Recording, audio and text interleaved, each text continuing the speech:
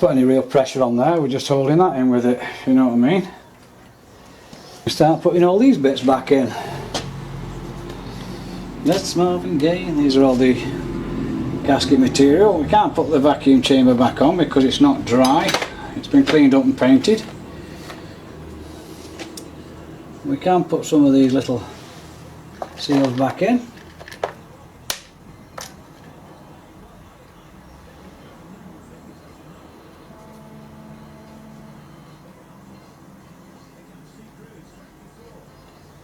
These are clean up first. Anyway, there's just two-way valves in here.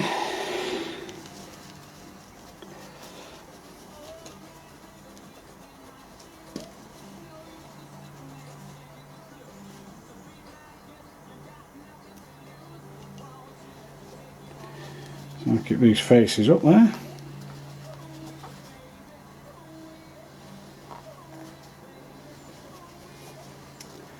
As you know, they went under the underside of here.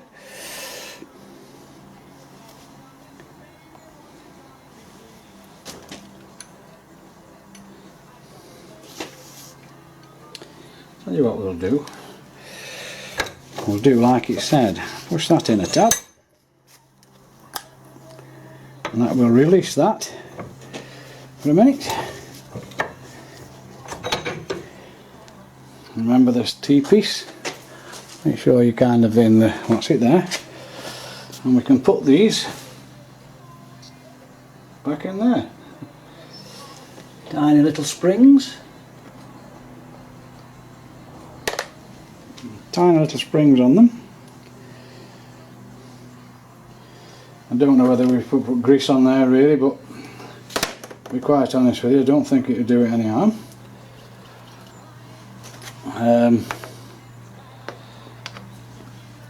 This is of course the vacuum section of the thing. You know, doing them seals etc. is the completion of the hydraulic side of it all.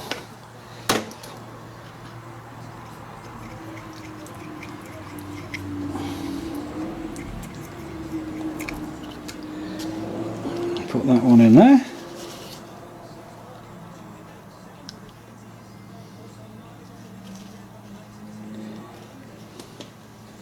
Another one, a little spring. I've cleaned all these surfaces off here.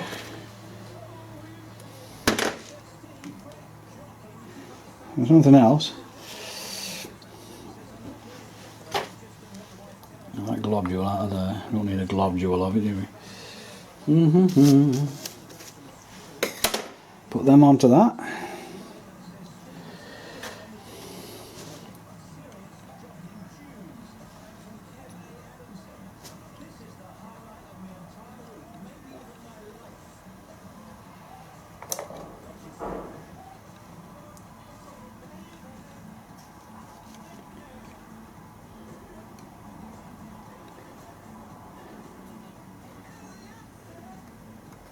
Turning them around so they're in the right face. They face sort of that way, so we can sit into there.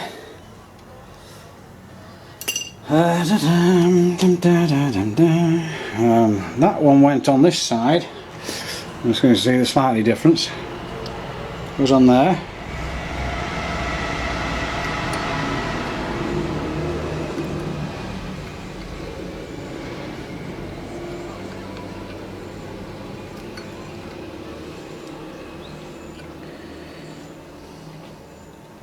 Is this fiddly? Yeah, of course it is. But if it was easy, everybody would be doing it, wouldn't it? I'm going to make sure them are perfectly aligned there. Excuse me.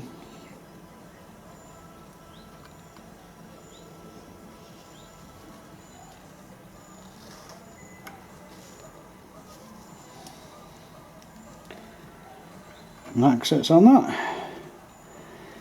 That guide sits on there.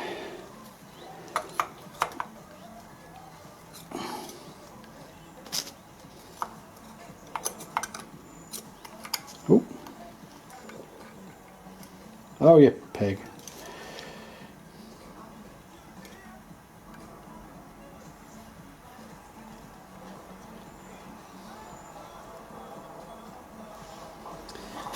And we have to put this little thing on, didn't we?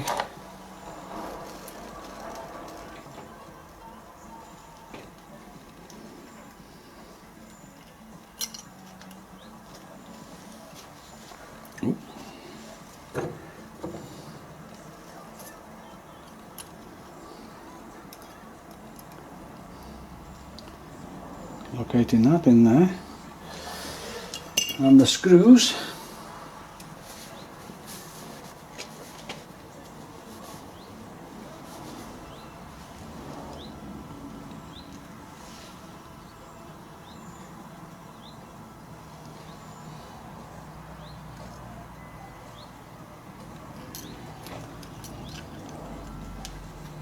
Let's check something here.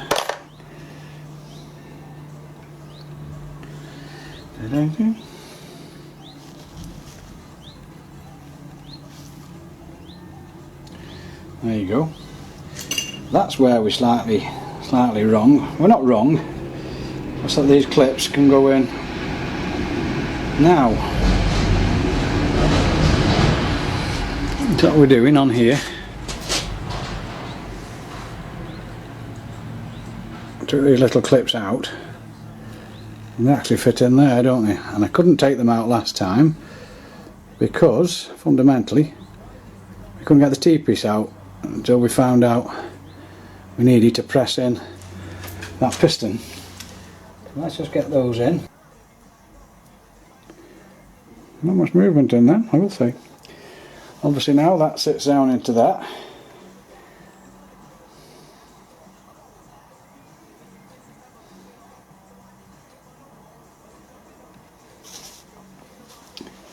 It looks very easy, that, don't it? So now we can take that retaining piece. It doesn't look like it's a spring. It looks pretty flat. That locates in that little locate there.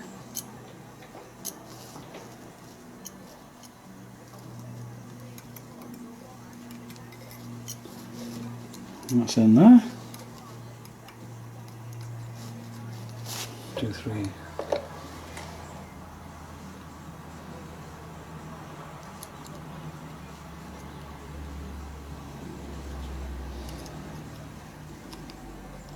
Fitting that way round.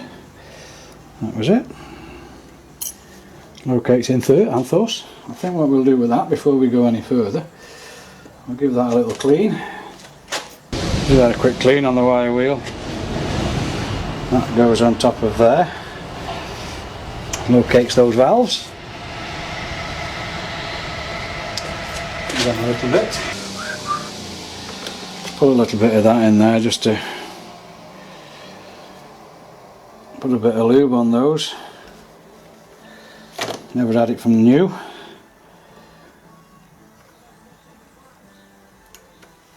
But like I say, if it doesn't do any harm, why not?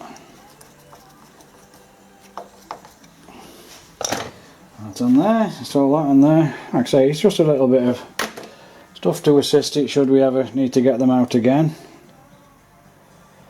And I say, if the factory's, well, I can say that on a lot of things. If a lot of things are fitted in the factory with a little bit of anti-seize capability, we'd have a lot less problems trying to get them out down the road a few years. Screw that all into there now.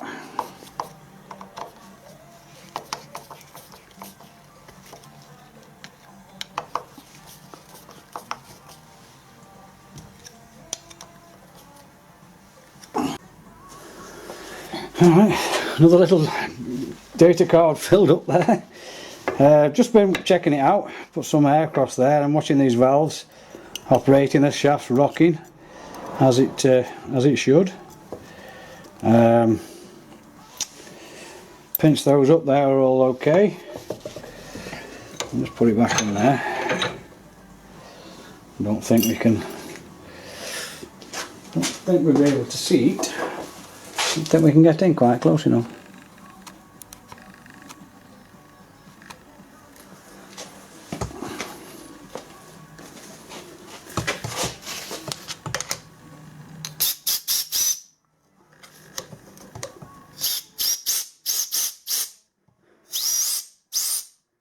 don't know whether you can see that. You see where it's rocking? And I can press off. So fundamentally that is all working correctly in there. That's all stopped out in there. Not much in there is there really to panic about. What we've done is that is just give it a bit of a clean up, you know what I mean, to put it on there. And that's just on 4 little screws in there. I think I'll give them a clean up as well. Clean and a little bit of grease, just again, it's only there. Don't forget your gasket, Jeff. Don't forget the gasket. And I doubt whether that gasket was fitted, it probably wouldn't work. It probably needs a vacuum seal in there to make the whole thing happy. You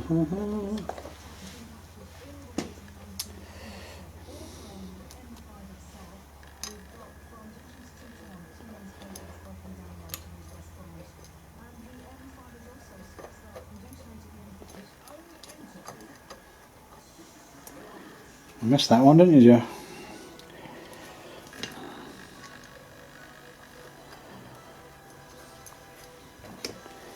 And he's back in there. Nice and even all the way around. And get a good seal going. And that's that.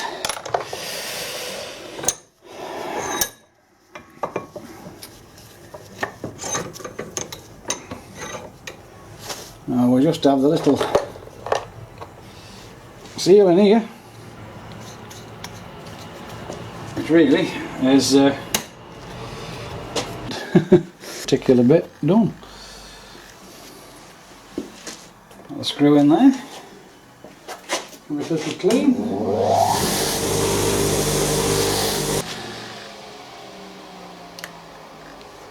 Drop it down there. Get it going in the right place.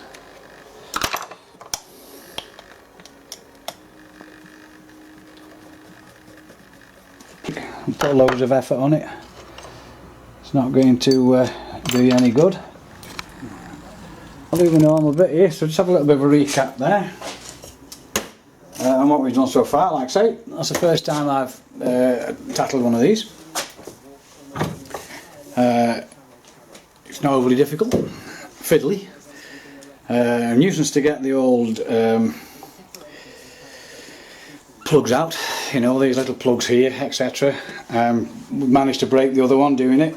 It was an old one and it wasn't one I was using, but I do think that with a little bit of care we could have refurbished that.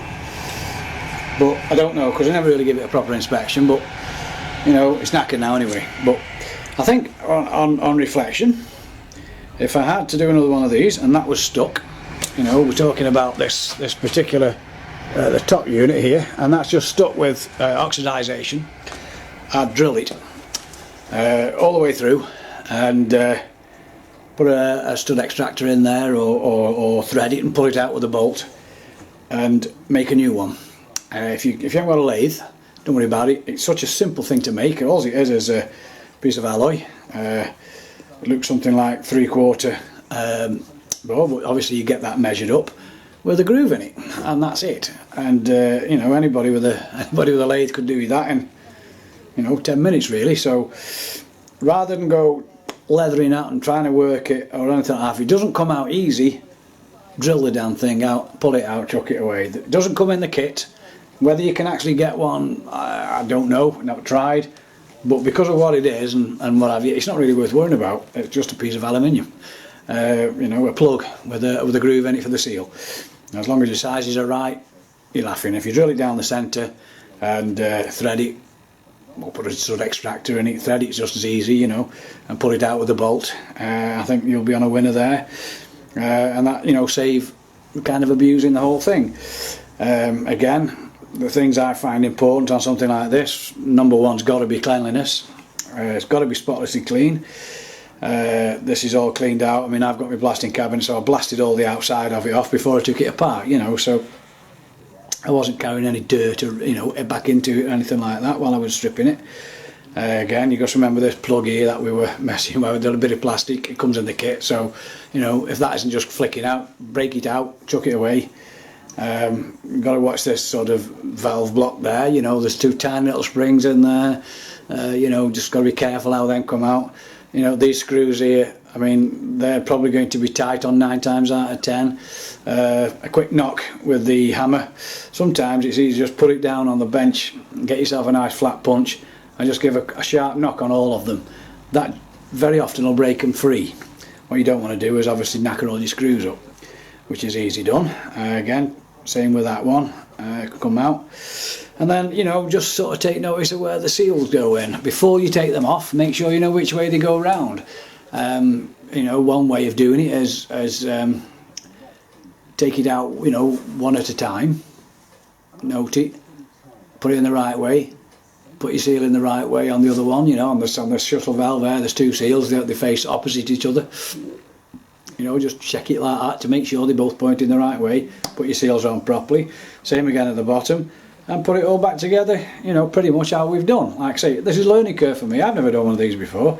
It's not an overly complicated thing to do, it's just that certain golden rules are there to adhere to.